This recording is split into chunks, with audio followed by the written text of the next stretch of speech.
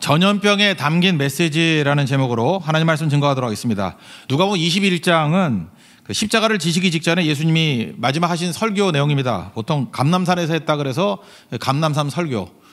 이게 예루살렘에는 산이 두 개가 있잖아요. 성전산 그리고 또 그 바로 옆에 감람산. 그 가운데 골짜기를 기드론 골짜기라 그럽니다. 그런데 그 성전의 맞은편에 있는 산이에요. 감람산에서 하신 설교입니다. 이때 내용이 종말 설교 또는 재림 설교다 이렇게 얘기합니다. 자세한 그 풀 스토리는 마태복음 24장과 25장에 나와 있습니다. 그런데 여러분 이게 종말론 그럴 때 이게 예언의 말씀을 볼 때 이게 먼 산을 쳐다보는 거하고 똑같다고 생각하면 될 것 같아요. 산이 이렇게 몇 개가 중첩해 있어요. 겹쳐져 있으면은 내가 내 입장에서 쳐다보면은 분명히 거리가 다름에도 불구하고 같은 거리에 있는 것 같이 보일 수 있죠. 그러니까 여기서도 예수님 당시의 시각에서 바라볼 때 초림과 또 구약의 시각을 바라볼 때 초림과 재림과 마지막 새하늘과 새 땅이 이렇게 겹쳐서 보일 때가 많이 있다라는 거예요. 우리는 언제입니까? 예수님 초림이 끝나고 난 다음에 재림 사이에 있잖아요. 그러니까 우리는 교회 시대라는 골짜기가 보이고 뒤돌아보면은 초림이 보이고 또 앞에 쳐다보면은 재림이 보이고 또 뭐가 보여요? 마지막 새하늘과 새 땅이 또 이렇게 겹쳐서 보이는 그런 일이 있다라는 것입니다. 그러므로 이걸 갖다 똑같은 시대라고 생각하면 안 되고 같은 말씀도 1차, 2차, 3차 이게 반복돼서 나타날 때가 있다라는 거예요. 그래서 이게 뭐 AD 70년에 예루살렘 성이 망했던 거 이미 끝난 일이다 아니에요. 또 다시 똑같은 내용도 또 재림의 때 이렇게 겹쳐서 보일 수도 있기 때문에 이 예언의 말씀은 그런 식으로 푸는 것이 중요하다고 생각을 합니다. 제자들이 물었습니다. 다른 성경에 보니까 제자들이 성전을 보면서 성전 되게 멋지죠? 이렇게 얘기를 했어요. 화려하고 멋지지 않습니까? 그랬더니 예수님이 돌 하나도 돌 위에 남지 않는다. 뭐 그런 얘기 있잖아요. 그 돌 사이에 뭐 금을 집어넣었다며. 그래가지고 로마군이 와가지고 70년에 그 예루살렘 무너뜨릴 때 다 뽀개가지고 금 뽑아갔다 그러잖아요. 그러니까 금이 있는 게 좋은 게 아니죠. 여러분 그냥 이빨은 아무도 안 가져가지만 금이빨은 뽑아간다 그러잖아, 그죠? 그러니까 금 너무 좋아하지 마십시오. 허름하게 사는 게 좀 중요한 거고. 그런데 하여튼 그래서 이게 이 예언이 이루어졌다 뭐 이런 거죠. 그런데 제자들이 묻는 거예요. 그런 일이 어느 때 이루어질 것이며 징조가 뭡니까? 라고 얘기했더니 뭐 다 아는 징조예요.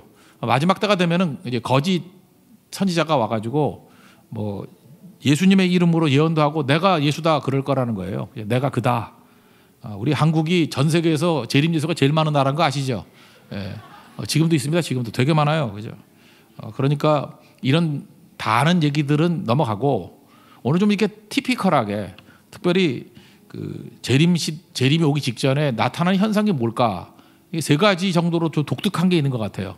첫 번째는 뭐냐면 전염병이라는 거예요. 전염병.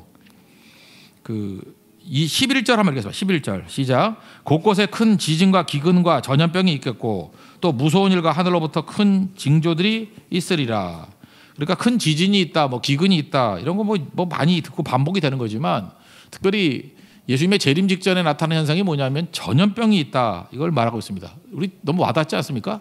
지금도 우리 전염병 사이에 있잖아요. 코로나 바이러스 이거 다 돌고 얼마 전에 사스, 얼마 전에 메르스 뭐 이런 거 엄청난 그 전염병이 있다라는 것입니다. 원래 이런 바이러스 이런 전염병들은요, 이 종과 종 사이에는 전염이 안 되는 거였어요. 근데 갑자기 이게 이상하게 돼버려 가지고 낙타에 있는 것이 우리 인간에게 온다 그러잖아요. 그죠? 그러니까 그때 뭐 메르스, 그다음에 뭐 이번에도 뭐 동물에서부터 왔다면서요. 그죠? 뭐 이런 식으로 얘기를 합니다. 그러니까 이게 말이 안 되는 일들이 막 벌어지기 시작한다라는 것입니다. 그래서 이 전염병 시대에 제가 지금 그 무식하게 뭐 영적으로만 해석하자 그런 얘기가 아니에요. 의학자들이라든지 과학자들은 백신도 개발해야 되고 또 뭐 치료제도 개발해야겠죠. 그 람데시비르인가 뭐 그런 것도 뭐 개발하고 열심히 해야겠죠. 빨리 나왔으면 좋겠습니다. 그러나 그 세상 사람들이 얘기하는 의학적인 접근, 어떤 과학적인 접근만 가지고는 안 된다라는 거예요. 성경을 보면요, 전염병이 창궐했을 때는 반드시 죄하고 연관이 있습니다. 그죠? 그래서 교회가 이 전염병에 대해서는 영적인 해결책을 갖고 있어야 돼요. 이게 분명히 무슨 죄 때문이다 이렇게 시도하는 거. 교회밖에 안 하면 누가 하겠어요 이거를. 이 죄하고 연관성이 있다라고 보는 것입니다.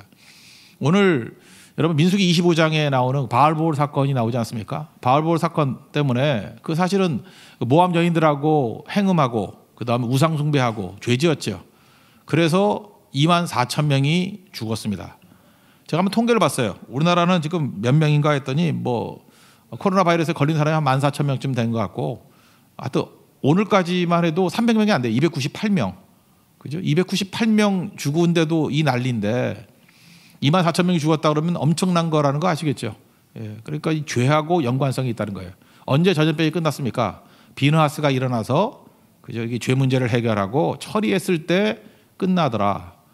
그러므로 우리가 특별히 교회는요, 이런 전염병이 돌고 할 때마다 국가의 죄 또는 우리 교회의 죄, 우리 공동체, 우리 개인의 죄에 대해서 철저히 회개하는 모습들, 그걸 보여야 된다는 것입니다.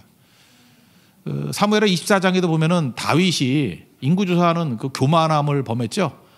자기가 얼마나 대단한지를 보여주려고, 교만이죠, 교만. 그런데 하나님께서 하나 고르라 그러면서 징벌을 하는데 그 죄 때문에 나타난 결과가 무엇입니까? 또 전염병이었어요. 전염병으로 하루아침에 그 며칠 사이에 7만 명이 죽었다고. 7만 명. 그러니까 24,000보다 더한 거죠. 이것도 언제 끝나요? 이 죄 문제가 처리됐을 때, 회개했을 때 끝나더라는 것입니다. 그래서 이게 이 종말의 때 우리가 잊지 말아야 될 것들이 뭐냐? 적어도 우리 크리스찬들은, 그죠? 이것에 대해서 이 죄하고 깊은 연관성이 있구나. 그래서 이 사회가, 이 국가가 짓는 죄가 무엇인가, 우리 교회가 짓는 죄가 무엇인가, 철저히 알고 그 죄에 대해서 회개하고 또 하나님 앞에 철저히 자복하는 모습으로 나가는 것이 꼭 필요하다고 생각을 합니다. 이게 재림의 때의 특징이라는 거예요. 전염병이 있다. 두 번째 특징, 티피컬한 내용이 뭐냐면 가족끼리 서로 잡아가고 죽인다라고 하는 얘기입니다. 그 16절을 한번 읽어보겠습니다. 시작. 심지어 부모와 형제와 친척과 벗이 너희를 넘겨주어 너희 중에 몇을 죽이게 하겠고. 나 이게 상상이 안 갔어요. 아니 어떻게 부모가 자식을, 형제끼리 또는 친척과 벗, 친구들이 어떻게 사람을 잡아넣고 죽이고 이럴 수 있을까? 근데 요즘에 제가 보니까 이럴 수 있다라는 게 느껴져요. 제가 잘 아는 어떤 그 가정이 있는데 두 형제가 있어요. 두 형제가 있는데 하나는 엄청난 우파고 하나는 엄청난 좌파예요. 근데 두 사람이 만나면 싸우고 한 번은 주먹질까지 했대요. 형제끼리. 그리고 지금은 상종도 안 한다 그러고, 그리고 그 여자분들 얘기를 들어보니까 충분히 감옥만 안 간다면 죽일 수 있는 상황이에요. 그 정도로 미워해요. 그래서 제가 느낀 게 마지막 때의 특징이 뭐냐면은 예수님 위에 이념이 들어오는 거예요. 예수님보다 더 큰 이념의 세력이. 이게 말세의 특징입니다. 그러니까 다 예수를 믿는 사람이거든요. 지금 제가 얘기하는 예수 안 믿는 사람 아니에요. 예수를 믿는데 예수 위에 이념이 들어가 있어요. 그래서 서로 양극이 돼가지고 서로 넘겨주기도 하고 또 죽이기도 하는 그런 일들이 벌어지게 되더라는 것입니다. 그러므로 이거에 대한 치유책은 또 뭐예요? 교회가 절대로 그 이념적인 것들에 대해서 예수 위에 올려놓으면 안 된다는 것입니다. 그러므로 그 고린도후서 10장 5절에 보면 이런 말씀이 나오죠. 하나님 아는 것을 대적하여 높아진 것을 다 무너뜨리라. 그러니까 하나님보다 위에 올라간 것들을 다 무너뜨려 버려야 돼요. 이게 무상숭배거든요. 그리고 모든 생각을 사로잡아서 그리스도에게 복종케 한다. 그러니까 어떤 것도 예수 위에 이념이 올라가는 것은 그거는 사탄으로부터 온 거지 절대로 하나님께로부터 온 것이 아니다. 근데 그런 일들이 교회 안에서도 벌어진다라는 거예요. 이게 말세의 특징이다. 두 번째 특징입니다. 다시 말해서 예수님 위에 이념이 올라가 있는 시대. 너무 비슷하지 않습니까? 그리고 세 번째 특징을, 티피컬한 특징을 든다 그러면 기상이변이에요. 25절을 읽겠습니다. 시작. 1월 성신에는 징조가 있겠고 땅에서는 민족들이 바다와 파도의 성난 소리로 인하여 혼란 중에 곤고하리라. 우리 여러분 기사 봐서 다 알겠지만 시베리아에 지금 7월인데 6월 달에 시베리아에 그 제일 추운 도시, 그러니까 도시로서 가장 북방에 있는 도시가 베르호안스키래요. 베르호안스키. 아다시피 여러분 러시아에는 여러 스키들이 있는데 그중에 베르호안스키라는 게 제일 꼭대기에 있대요. 근데 여기는 북극 그러면은 시베리아 그러면 추워야 되는 거 아닙니까? 근데 6월 달에 몇 도였는지 알아요? 38도였대요. 작년에 우리가 엄청 더웠죠. 엄청 더울 때 몇 도였죠? 38도, 39도. 40도는 안 됐어요. 그냥 막 우리 더워 미친다 그럴 때가 38도, 39도 그랬다고. 아니 세상에 이런 게 어딨냐? 우리도 그랬어요. 이거 말세 아니냐? 막 이랬다고요. 그런데 북극 바로 밑에 있는 도시가 38도였대. 펄펄 끓은 거죠. 그래서 여기저기에 산불이 일어나고, 그죠? 그것 때문에 기상이변 때문에 또 이게 동아시아 쪽에는 엄청나게 비가 왔다 그러죠. 우리는 뭐 상상을 못하지만 중국 같은 데는 뭐 비가 2달째 오고 있대요 지금. 그래서 산사댐이라고 뭐 소형강댐에 뭐 40배인가 뭐 그거 되는 것들이 터지기 직전이라면서요. 그죠? 산사댐. 일본도 큐슈 거기 보면 뭐 엄청난 비가 와가지고 그냥 다 잠겨버리고, 우리나라 이렇게 톱니바퀴 같이 중국에 내리고 약간 벗어나가지고 일본에 내리고, 우리는 비켜난지 알았더니 어저께인가 그저께 또 부산에도 폭우가 내려서 그 3명이가 죽었잖아요. 잠겨버리고 그냥 30분 안에 잠겨버리더래요. 그러니까 이런 모든 일들이 왜 벌어지는 거죠? 이게 기상이변. 남미 쪽에 가면 아르헨티나 있죠. 아르헨티나는 이게 추위가 없대요. 0도 이하로 떨어지는 예가 없다 그러는데 아르헨티나 기사가 이렇게 나오더라고요. 사람 빼놓고 다 얼었다고. 사람만 안 얼고 있다고. 사람은 얼면 죽으니까 다 얼어버렸다고. 뭐 폭설이 와가지고 다 꽁꽁 얼어붙어 버리는. 글쎄 그 영하를 안 내려가는 동네인데 영하 16도래요. 우리 서울도 영하 16도 경험하기가 쉽지 않은데, 그죠? 영하 16도. 난장판이 벌어지는 거죠. 이게 바로 무엇입니까? 이게 재림 직전의 상황의 티피컬한 내용들이다. 잘 보십시오. 옛날에 있지 않았던 얘기들 아니에요. 그죠? 전염병.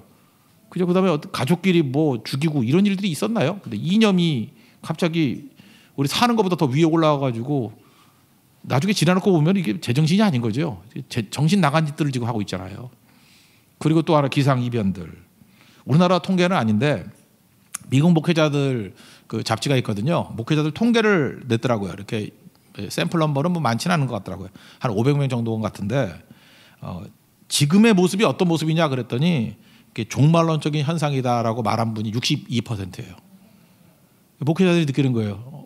지금 분명히 종말론적인 현상이 나타나고 있다. 그러니까 진짜 마지막 때가 된 거죠. 이때 우리가 준비하고 있어야 되겠죠. 주님이 곧 오신다. 참 이상해요. 92년도인가 뭐 99년도인가 그 뭐 다미 선교회를 비롯해가지고 뭐 아무것도 안 일어날 때 뭐 종말이다 이러고 난리치더니만 성경에 예언되어 있는 종말의 이런 징조들이 막 하나도 안 빼놓고 거의 다 나타나는데도 불구하고 우린 천하태평이에요. 그죠? 뭐 종말로 얘기하는 사람도 없고 그 속고 있는 거죠. 이럴 때일수록 깨어 있어야 된다는 거죠. 철저히 준비하는 모습이 있어야 된다. 26절부터 28절까지 내용 읽겠습니다. 시작. 사람들이 세상에 임할 일을 생각하고 무서워함으로 기절하리니 이는 하늘의 권능들이 흔들리겠습니다. 그때 사람들의 인자가 구름을 타고 능력과 큰 영광으로 오는 것을 보리라. 이런 일이 되기를 시작하거든 일어나 머리를 들라. 너희 속량이 가까웠느니라 하시더라. 주의 재림이 멀지 않았다. 그런 얘기죠. 그죠? 주님 다시 오십니다. 이 땅에. 그러니까 들으라는 거예요. 이거 정확히 들으라는 거예요. 그러면 적용 얘기인데 오늘 말씀에서 적용이 다 나와요. 그럼 우리는 어떻게 재림을 준비하고 살아갈 것인가? 재림이 임박한 성도들은 어떻게 살아야 될 것인가? 세 가지로 정의라면 첫째는 희생하는 삶을 살아야 돼요. 그것도 특별히 예수님이 감동하는 희생이 있는 인생을 살아야 된다라는 겁니다. 지금 21장이요. 종말 이야기 또는 재림 이야기인데 그 맨 앞에 뭐가 나옵니까? 과부의 헌금 이야기가 나와요. 그죠? 이게 좀 독특하지 않아요? 왜 종말 재림 얘기할 때 과부의 그 헌금 이야기가 나오나? 우리 한번 1절부터 4절까지 읽겠습니다. 시작. 예수께서 눈을 들어 부자들이 헌금함에 헌금 넣는 것을 보시고 또 어떤 가난한 과부가 2렙돈 넣는 것을 보시고 이르시되 내가 참으로 너에게 말하노니 이 가난한 과부가 다른 모든 사람들보다 많이 넣었도다. 저들은 그 풍족한 중에서 헌금을 넣었거니와 이 과부는 그 가난한 중에서 자기가 가지고 있는 생활비 전부를 넣었느니라 하시니라. 그 예수님은 진짜 하나님이시죠. 다 알았어요. 그 관상 보고 하나? 과부인 거 알았죠. 과부라고 그렇게 붙이고 다니는 거 아니잖아요. 그죠? 예수님은 다 하시는 거예요. 과부인 것도 알고, 그 다음에 그 작은 2렙돈 헌금한 게 생활비 전문 것도 아시고, 근데 그것이 부자가 많이 넣는 것보다 더 많이 넣었다 이렇게 말씀하신다는 거예요. 그러니까 여기서 저는 그 감격스러웠어요. 예수님은 우리의 모든 것을 다 알고 계신다. 그죠? 우리 형편을 다 알고 계신다는 거예요. 여기서 부자들은 액수를 많이 냈겠죠. 그런데 2렙돈 그러면 그냥 몇천 원이라고 생각하면 돼요. 몇천 원밖에 못 내는 거. 근데 그것이 많이 냈다. 왜냐하면 생활비 전부기 때문에 주님께서는 그 마음을 보신다라는 거죠. 이게 왜 말세하고 무슨 연관이 있느냐? 이걸 강조하는 거예요. 예수님을 감동시키는 희생을 하라는 거예요. 예수님이 지금 이 과부를 보고 지금 감동받은 거죠. 다시 말해서 예수님을 감동시킬 정도로 희생하는 인생을 사는 것이 중요하다. 옛날 성경에는 그랬어요. 구차한 중에 생활비 전부를 드렸다. 구차하다. 가난한 중에. 희생 아니에요. 희생. 이러고 살아갈 때 주님이 감동하셨다라는 거예요. 그러니까 말세를 살아갈 때 우리가 어떻게 살아가야 되느냐? 자기 중심적으로 살지 말고 그냥 쉽게 얘기해서 말세를 잘 사는 방법은 희생하고 사는 거예요. 주님을 위해서 살고 이웃을 위해서 살고, 그죠? NIBC, not I, but Christ lives in me. 내가 아니요, 내 안에 그리스도께서 사신 것이라. 희생하고 죽고 십자가 지고 사는 거, 그게 제일 잘 사는 거죠. 그때 감동이 있어야 돼요. 내 삶 속에 희생이 있으면 감동이 있거든요. 솔로몬 보세요. 솔로몬이 그 하나님 감동시킨 거 아닙니까? 아니 뭐 줄까 그랬더니 그 아버지한테 교육을 잘 받았던 것 같아. 그랬더니 왕으로서 백성을 잘 다스려야 되고, 다스리는 것 중에 핵심이 뭐예요? 재판 잘하는 거 아니에요. 재판을 잘할 수 있도록 지혜 주십시오. 듣는 마음 주십시오. 그랬다고요. 그때 하나님이 기뻐하셔서 그 지혜도 줄 뿐만 아니라 뭐 다 줬다잖아요. 그죠? 뭐 부도 주고 장수도 주고. 그 핵심이 뭐예요? 하나님이 감동했어. 그런 얘기죠. 감동했어. 여러분, 하나님의 감동이 있는 인생을 살아가십니까? 말세를 사는 인생들은요, 희생하면서 주님을 감동시키는 인생을 살아야 되는 거예요. 만약 감동이 없다 그러면 그건 진짜 구차한 인생입니다. 그게 진짜 구차한 인생이에요. 백부장 보세요. 마태복음 8장에 보면 백부장이 나오는데, 종이 아파요. 이것도 참 감동적이죠. 자기 하인이 아프다고 주인이 이렇게 발벗고 나선다는 거 쉬운 일이 아니잖아요. 그래서 집에 하인이 몹시 괴로워합니다. 내가 눈 뜨고 못 보겠습니다. 마음이 아픕니다. 그때 예수님이 내가 가서 고쳐주리라 그랬더니, 아유, 우리 집에 오는 거 감당 못하겠다고. 말씀만 하옵소서. 그러면 내 하인이 낫겠습니다. 그러면서 나도 내 명령권자니까 밑에 애들 명령하면 오고 가고 한다고. 예수님도 전능하신 하나님이니까 병에 대해서 명령만 하라고. 그러면 나갈 거라고. 그랬더니 예수님이 뭐라 그래요? 감동 먹으셨어요. 감동. 이만한 믿음이 없도다. 그러니까 이거예요. 이게 잘 사는 비결이 뭔지 아십니까? 이렇게 예수님을 감동시키는 인생을 사는 것, 이게 중요한 거죠. 그래서 지금 말세는 어떻게 살아야 되느냐? 하나님을 감동시키는 인생. 그게 제일 중요한 게 뭐예요? 희생하는 거죠. 나를 부정하고 희생하고 섬기는 인생을 사는 것이 제일 중요하다. 고린도서 8장을 보면요, 마게도냐 교인들 얘기가 쭉 나와요. 근데 예루살렘 교회가 어려움 당했다 그러니까 지금 고린도 교인들한테 샘플로 얘기를 해주는 거예요. 야, 마게도냐인 특별히 빌립보 교회거든요. 참 가난한 교회거든. 거기 니네 고린도보다 훨씬 가난해. 고린도 그러면 강남이라 그러면 뭐 어디 산골에 있는 데가 빌립보예요. 그러니까 잘 못 사는 동네인데, 얘네들이 어떻게 헌금을 했는지 아니냐? 풍성한 가운데 한 게 아니고, 그죠? 그 힘에 진하도록, 힘대로 할 뿐만 아니라 힘에 진하도록. 그러니까 무슨 얘기예요? 희생적인 헌금을 했다는 거죠. 참 그 감동적이다. 그러니까 말세는 이렇게 사는 거예요. 그러니까 내 삶 속에서 하나님에 대한 감동시킬 만한 것이 없다 그러면은 그건 말세를 잘 대비하고 있는 게 아니라는 것입니다. 제가 웬만하면 헌금 얘기 잘 안 하려고 그러는데, 우리 역사 요즘에 제가 우리 한국 교회의 좋은 그 유산들 좀 보고 있거든요. 전라북도 삼내에 가면요, 삼내가 완주군에 있는 읍이더라고. 삼내읍. 거기에 하리교회라고 있어요. 하리교회. 뭐 저기 북한에서 뭐 황해도에 있던 어떤 전도사님이 내려와서 거기서 목회를 했더라고. 옛날 일제시대 때 임광호 전도사님이라고. 그런데 한국 전쟁 맞이해가지고 공산군이 와가지고 뭐 이렇게 끌고 가서, 이 전도사님 27살이에요. 들어가서 이렇게 뭐 순교하고 죽이고. 그때 그 사모님이 김복순 사모님인데, 유복자, 그 자기 남편 죽고 유복자 또 키워가지고 또 뭐 목사 만들고 뭐 그런 얘기들이 있어요. 그래서 혹시 그 삼내 가실 일이 있으면은 하리교회 가면 거기 비석도 있더라고. 그죠? 이게 임광호 전도사 순교 기념비. 근데 그걸로 끝난 게 아니라 이제 전쟁 끝났습니다. 끝나고 난 다음에 뭐 공산군이 와가지고 교회 막 초토화시켜 버리고 아무것도 없어요.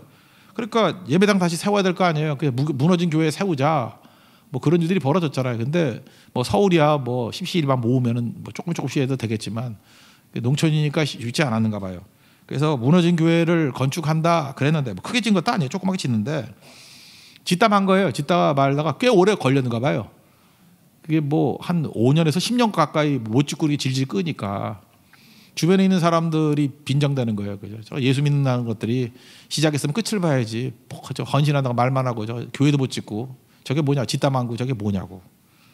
그래서 그 되게 마음이 아픈 어떤 한 분이 계셨는가 봐요. 그 집사님 이름이 문형우 집사님인데, 이 견딜 수가 없어가지고 이런 조롱 가운데 하나님 영광이 가려져서 안 되겠다. 그래서 그 선교사가 지은 병원이 있죠. 전주 예수병원. 거기 찾아갔대요. 찾아가가지고 뭐 전쟁 끝나고 난 다음이니까 뭐 가능한 얘기인지 모르겠어요. 지금은 아닌 것 같은데 자기 눈 하나를 팔겠다고. 그러니까 거기 병원장이 선교사님이신데 그 선교사님이 이름이 마두원 선교사님. 한국말로 마두원이에요. 그 멜스베리라고 그러대 영어로는. 마두원 선교사님이 3번이나 거절했대요. 무슨 눈 파는 게 어디냐고. 그래 눈이라도 팔겠다고. 그래서 궁금하잖아요. 눈을 왜 팔라 그러냐고. 그랬더니 우리 교회가 뒷담한 교회가 있는데 조롱받고 있어서 내가 돈이 없어서 헌금할 게 없다고. 그래서 내 눈이라도 팔아가지고 교회 짓기를 원합니다. 이 선교사님이 감동 먹었다는 거 아니에요, 그죠? 그래서 이 감동해서 자기 돈을 준 게 아니라 그 내용을 미국에 있는 기독교 신문에다가 기고를 했어요. 기고를 했더니 미국이 한참 믿음 좋을 때니까 한국이라는 저 못 사는 나라에서 교회 짓겠다고, 전쟁 이후에 교회 짓겠다고 눈 팔겠다는 사람이 진짜 나와가지고 그 3번이나 찾았다. 문영구 집사라고. 그래서 미국에서 헌금이 왔는가 봐요. 그래서 그 하리교회 세우게 됐대요. 지원받아가지고. 그런 얘기들이 다 무슨 얘기입니까? 굉장히 그 감동을 주지 않아요? 말세는 이렇게 사는 거예요. 말세는 할 수만 있으면 뭐 명품 사가지고 뭐 내가 뻐리고 다니겠다, 내가 잘 살겠다 그러는 모습이 아니라 이렇게 희생이 있는 곳에 감동이 있거든요. 말세는 그렇게 사는 겁니다. 지금 분명히 말세잖아요. 우리가 하나님 앞에 살아야 될 때 나다이 나는 부정하고 오직 그리스도를 위해서 희생하고 섬기고 그러고 나갈 때 최고의 것이 될 수 있다는 것입니다. 여러분 1절에 16장에서 말씀드렸죠. 그 해거 통지받은 청직이라고. 여러분 우리가 가진 재산들이요 자식에게 물려주라고 하나님이 우리에게 준 거 아니에요. 우리에게 청지기로 맡겼잖아요. 그럼 우리에게 책임 묻는 거라고. 그 빨리 해고 통지 받기 전에, 해고 통지가 죽는 거잖아요. 죽기 전에 빨리 탕감해주고 베풀고 나누고 그래야 된다고. 여러분 그 물질이라는 거예요. 그 가치를, 이 부의 가치를 유지하는 게 쉬운 게 아니에요.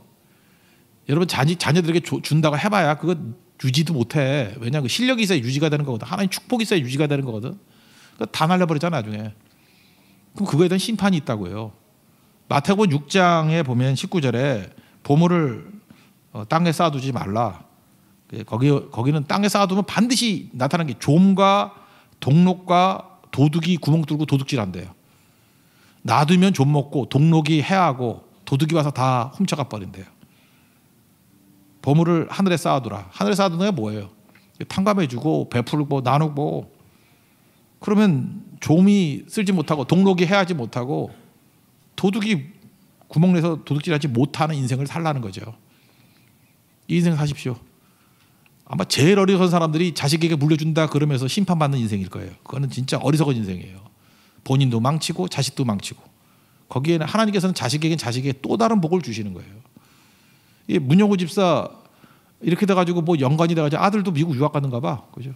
이 집 그지 같은 집이랬다 그러잖아요. 그래서 집안이 폈다. 가서 한번 확인해 보세요. 어떤 일이 벌어졌는지. 하나님께서 각각 나에게 주신 은혜 우리 자녀들에게도 주시기를 원합니다. 이게 말세를 사는 길이라는 것입니다. 말세에 세상에 속아서 헛된 인생 살지 말고 하나님의 감동이 있는 희생이 있는 인생을 사는 우리 하나님의 거룩한 종 되기를 바랍니다. 그리고 두 번째 이 말세를 살아가는 백성들이 어떻게 살아야 되냐. 일상의 삶을 살아야 되는 거예요. 그냥 이렇게 널뛰듯이 뭐 뜨거웠다 찼다 이러지 말고 일상생활 쭉 해야 된다라는 것입니다. 핍박이 오면 어떻게 살아야 되느냐. 그냥 별 생각 없이 살라는 거예요. 그냥 이렇게 대응하면서 살라는 거예요. 12절부터 15절까지 한번 읽겠습니다. 시작. 이 모든 일 전에 내 이름으로 말미암아 너에게 손을 대어 박해하며 회당과 옥에 넘겨주며 인군들과 집권자들 앞에 끌러가려니와 이 일이 도리어 너희에게 증거가 되리라. 그러므로 너희는 변명할 것을 미리 궁리하지 않도록 명심하라. 내가 너희의 모든 대적에 능히 대항하거나 변박할 수 없는 구변과 지혜를 너희에게 주리라. 미리 무슨 말 할지 준비할 거 하나도 없다라는 거예요. 그냥 하나님을 잘 섬기고 나아가면은 하나님께서 할 말 알려주시고 피할 길 주신다는 거예요. 이게 대표적인 게 베드로 아니에요? 베드로가 핍박당하니까 설교 엄청 잘해. 베드로가 이렇게 설교 잘할 줄 몰랐어. 그때 사람들이 놀라가지고 뭐라 그래요? 본래 학문 없는 범인이었는데 왜 이렇게 말씀을 잘 증거하지? 성령께서 역사하시기가 그래요. 스데반도 마찬가지예요. 돌멩이에 맞아 죽을 때 그 엄청난 설교하잖아요, 그죠? 그 엄청나게 설교를 하는데 그렇게 설교했던 이유가 뭐예요? 성령께서 알려주시니까 그렇게 설교하는 거죠. 그러니까 우리는 뭐 일일이 대비할 필요 없어요. 그냥 예수만 잘 믿고 가면 돼요. 일상의 삶을 살면 되는 거라고. 다니엘도 보세요. 다니엘도 그 날마다 기도하는 거 계속 기도했잖아요. 뭐 조서에 뭐 어인이 찍혀서 뭐 사자굴에 집어넣는다 그래도 뭐 그러던 말던 나는 내 할 일 한다 하면서 갔더니 물론 사자굴에 들어갔어요. 근데 그것 때문에 오히려 증거가 되리라. 거기 보니까 나눠져 뭐라 돼요? 증거의 기회가 되리라. 다니엘이 그것 때문에 증거의 기회가 됐죠. 베드로도 핍박당하는 것 때문에 증거의 기회가 됐죠. 스데반도 사실 순교했지만 증거의 기회가 됐잖아요. 그래서 그걸 통해서 사울이라는 청년이 사도 바울로 변화가 되는 계기가 되기도 하잖아요. 그죠? 증거의 기회가 되리라. 뭘 걱정해요? 하나님께서 우리 핍박 중에도 우리에게 기회를 주시고 또 그리고 대부분 보호해 주신다 그런 얘기 아니에요. 17절부터 19절까지 보겠습니다. 시작. 또 너희가 내 이름으로 말미암아 모든 사람에게 미움을 받을 것이나 너희 머리털 하나도 상하지 아니하리라. 너희의 인내로 너희 영혼을 얻으리라. 여러분 인내로 영혼을 얻는데요. 그러니까 하나님이 보호해 주시고 결국 인내를 가지고 우리는 끝까지 가는 거예요. 제가 요즘에 좋아하는 게 블랙핑크인데 그 아이돌 있잖아요. How you like that 이렇게 하고 귀엽지 않나요? 예. 근데 얘네들이요 그 7년 동안 연습생 생활했대요. 7년 동안. 그러니까 하다못해 아이돌도 인내심이 있어야 돼요. 인내심이. 그래서 거기에 그 로제라는 애가 이런 얘기를 했어요. 준비 과정이 너무 길다. 일기장에 준비 과정이 너무 길다. 나가긴 나가는 건가 그랬대요. 나는 데뷔할 수 있을까? 로제가. 예. 그리고 로제의 꿈이 뭐였냐면은 거미라는 가수 있죠. 거미에게 트레이닝 받는 거야. 근데 지금 거미보다 더 뛰어난 스파이더맨이 돼버렸죠. 지금 그죠? 그렇잖아요. 옛날에는 거미한테 한번 트레이닝 받는 게 꿈이었는데 지금 거미보다 내가 볼 때 블랙핑크가 훨씬 나아졌던 건데. 예수 믿는 사람이 아이돌보다 인내심이 없으면 되겠어요? 아이돌도 인내함으로 말미암아 슈퍼스타가 되는 거예요. 그죠? 그러니까 우리도 인내해야 되겠죠. 인내 믿는 만큼 인내할 수 있습니다. 인내하면서 일상의 생활을 사는 거예요. 내가 인생을 만들어내는 게 아니잖아요. 하나님께서 우리를 이끌어 가시는 거 아니에요? 그러니까 일상생활 속에서 계속 믿고 의지하고 나아가는 모습이 있어야 된다는 것입니다. 예수님이 그랬잖아요. 지금 십자가 지시기 직전인데 예수님이 일상의 삶을 살죠. 37절 38절 보겠습니다. 시작. 예수께서 낮에는 성전에서 가르치시고 밤에는 나가 감람원이라 하는 산에서 쉬시니 모든 백성이 그 말씀을 들으려고 이른 아침에 성전에 나아가더라. 십자가 직전인데 예수님 어땠어요? 일상에 흐트러짐이 없더라. 그게 메시지잖아요. 뭐 내일 세상에 종말이 온다 할지라도 오늘 사과나무를 심겠다. 스피노자가 말했다 그러는데 아닌 것 같아요. 이거 원래는 마틴 루터가 먼저 얘기했대요. 얘기한 걸 스피노자가 이렇게 얘기를 해서 알려지기는 그랬다 그러는데 마틴 루터가 했다고 우리 믿으니까 종말이 온다 할지 오늘 사과나무 심는다. 복음 심는 거죠. 그러니까 일상의 삶을 사는 거예요. 난리치지 말고.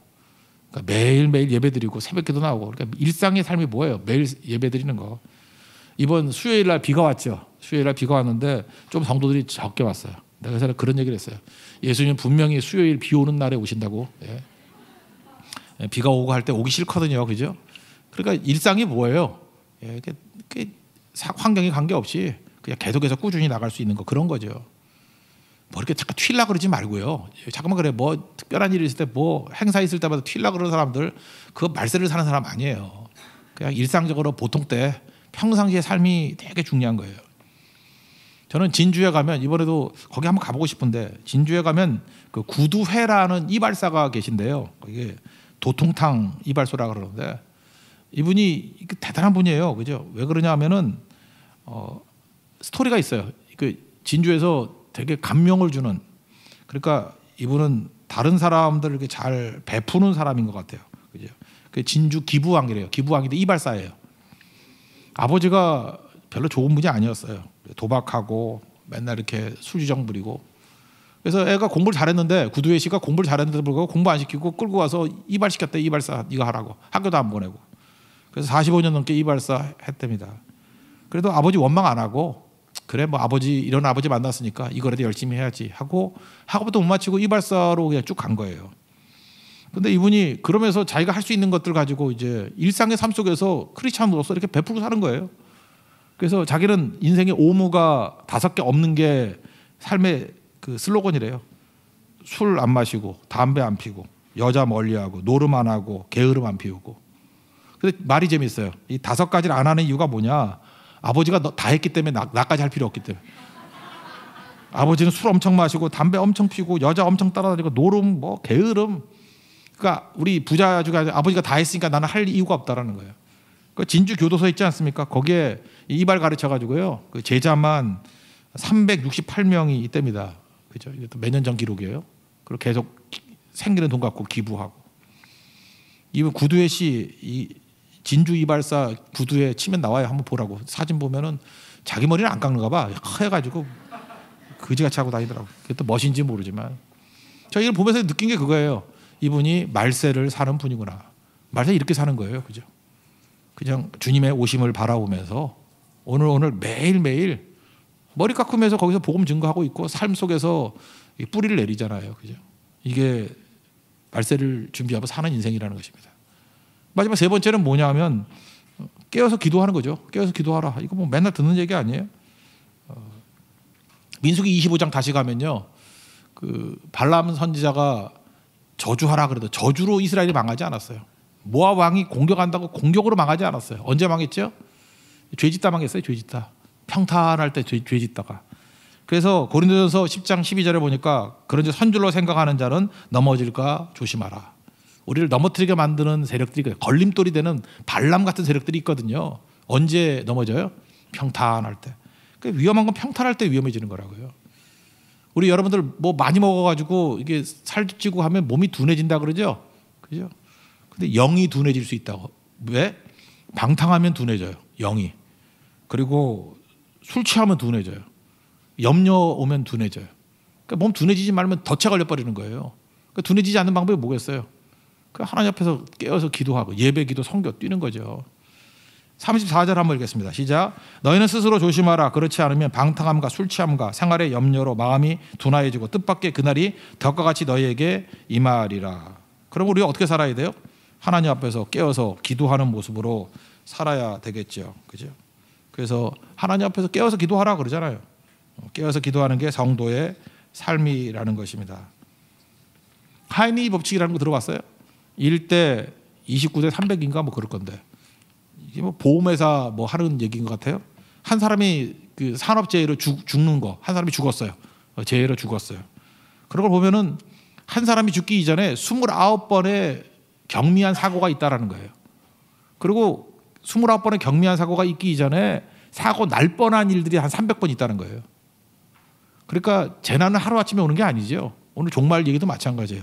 이런 것들이 자잘한 것들이 300가지가 있고 실제로 우리가 느낄 수 있는 것들이 29가지 있고 그리고 진짜 오시는 거예요.